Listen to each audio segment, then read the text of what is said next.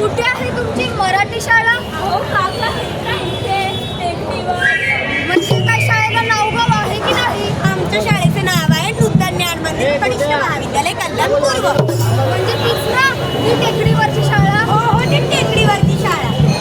पण सध्या इंग्रजी शाळेचा बोलबाला आहे आणि तुम्ही सर्व मराठी शाळेत जाताय. कसं होणार तुमचं?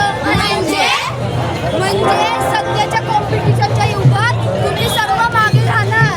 काय हो काका, मला कोणी सांगितलं की मराठी शाळेचे विद्यार्थी मागे राहतात म्हणून? काय हो महाशय काका, तुम्ही काय करता? म्हणजे नोकरी, बिझनेस की आपलं म्हणजे काय? आपलं म्हणजे साधन. तसा पेशाने मी सॉफ्टवेअर इंजिनियर आहे. अरे तर मग इंजिनियर साहेब तुम्ही कोणत्या माध्यमाच्या शाळेत शिकता? मी पण मराठी माध्यमाच्या शाळेत शिकले. तरीही तुम्ही मराठी माध्यमाची शाळा नकारताय.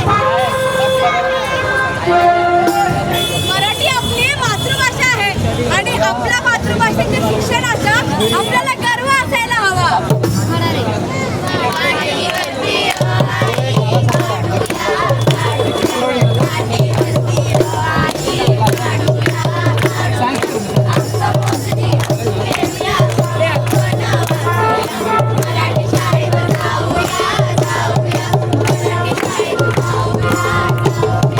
इंग्रजांनी आपल्यावर 150 वर्ष राज्य केले असं आपण म्हणतो, परंतु आम्ही म्हणतो भाषारूपी इंग्रजी ही आजही आपल्या मातृभाषेवर राज्य करीत आहे.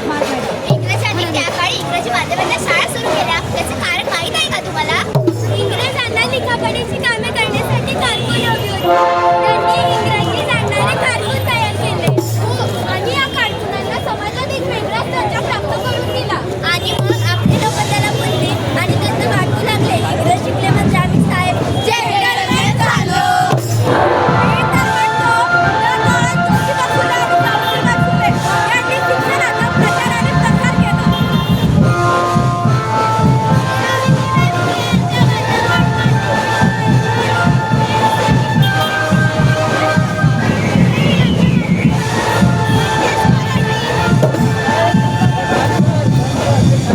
का हो काका, तुम्ही एवढं इंग्रजी माध्यमाबद्दल बोलताय, पण तुम्हाला एक माहिती आहे का? काय? जेव्हा मूल आईच्या गर्भात वाढत असतं ना, तेव्हा त्याच्या मातृभाषेचे त्याच्यावर संस्कार होत असतात आणि त्याचा मेंदू ती भाषा घेऊन बनत असतं.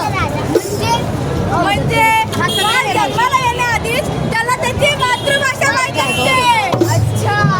मराठी माध्यमाच्या शाळा शिकल्यामुळे मुलांना त्यांची आकलन क्षमता थोडी जास्तच वाढते.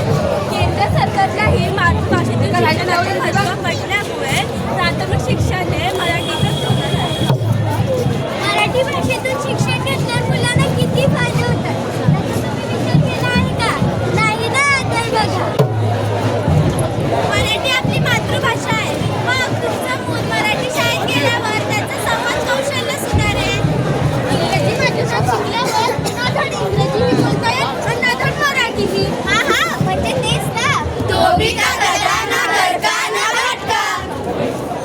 मराठीत शिकल्यामुळे आत्मविश्वास वाढतो.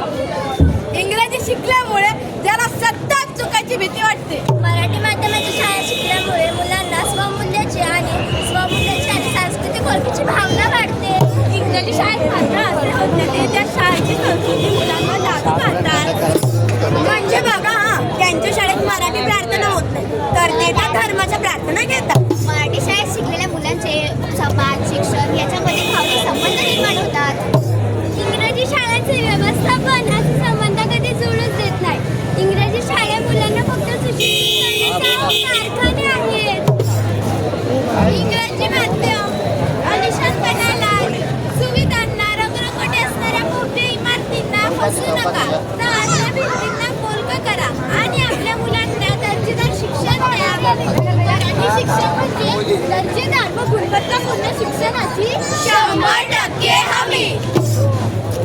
इंग्रजी शिक्षण घेऊ नका असे आमचे म्हणणं नाही हो. पण इंग्रजी ही भाषा म्हणून शिका आणि पालकांना ती शिकवा. परंतु इंग्रजी भाषा ही आपण शिक्षणाचे माध्यम बनवतोय ते चुकीचे आहे. पण आता हल्ली मराठी शाळेतील विद्यार्थी संख्या कमी होते आणि काय मराठी शाळा तर बंद पडत आहे. सर्व भाषिक टाईम आहे आपला. तुम्हाला आमचं म्हणणं पटलं ना? तुम्हाला सगळ्यांना विनंती आहे, जर तुम्हाला आमचं म्हणणं पटलं असेल तर महाराष्ट्रात मराठी